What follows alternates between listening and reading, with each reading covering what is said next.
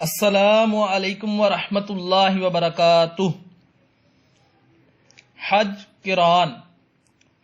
قران کاف کے نیچے زیر میں لبیک بحج و عمرہ کہہ کر عمرہ اور حج کا احرام ایک ساتھ باندھا جاتا ہے، پھر مکہ پہنچ کر طواف قدوم کرتے ہیں، لیکن اس کے بعد حلق یا قصر نہیں کیا جا سکتا، بلکہ حج کو بدستور احرام ہی میں رہنا ہوگا۔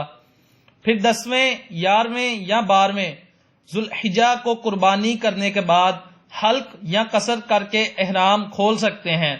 نیز حج قران کرنے والے حجاج عمرہ کے لیے دوبارہ طواف و سعی نہیں کریں گے، بلکہ حج کا طواف و سعی کافی ہوگی، جیسا کہ صحیح مسلم میں روایت ہے کہ محمد صلی اللہ علیہ وآلہ وسلم نے عائشہ بنت ابی بکر سے کہا، تمہارا کعبہ کا طواف اور صفا مروہ کے درمیان سعی حج و عمرہ دونوں کے لیے کافی ہے۔ احناف کے نزدیک حج قران سب سے افضل حج ہے۔ قران کرنے والا حاجی قیران کہلاتا ہے۔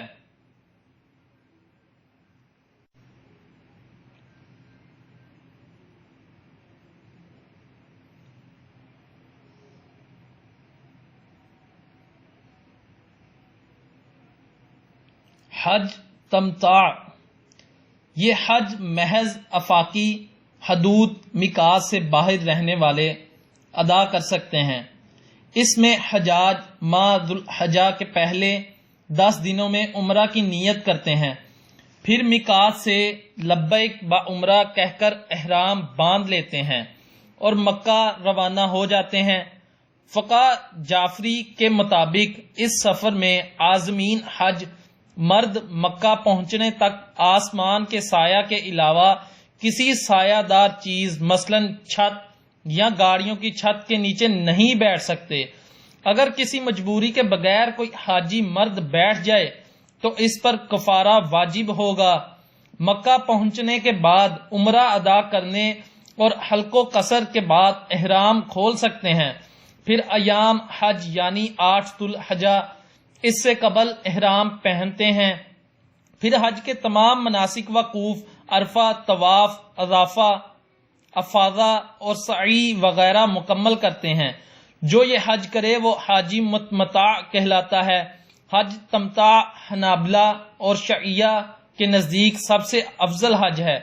حج تمتع درست ہونے کی شرط یہ ہے کہ ایک ہی سال کے ماہ حج نیز ایک ہی سفر میں عمرہ اور حج ادا کریں۔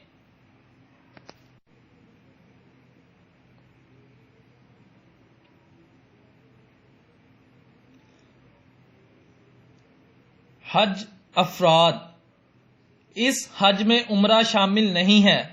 عازمین حج اس میں لبیک بحج کہہ کر صرف حج کا احرام باندھتے ہیں، پھر مکہ پہنچ کر طواف قدوم کیا جاتا ہے اور حج کے وقت تک حجاج حالت احرام ہی میں رہتے ہیں، پھر وہ حج کے جملہ مناسک مکمل کرنے کے بعد ہی احرام کھولتے ہیں۔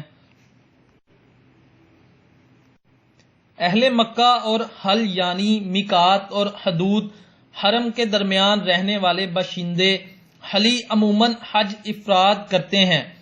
دوسرے ملک سے آنے والے عازمین آفاقی بھی حج افراد کر سکتے ہیں۔ حج افراد شافعیہ اور مالکیہ کے یہاں سب سے افضل حج شمار کیا جاتا ہے، کیونکہ ان کے نزدیک محمد صلی اللہ علیہ وآلہ وسلم نے حج افراد ہی کیا تھا۔ حج افراد کرنے والے حاجی کو مفرد کہتے ہیں۔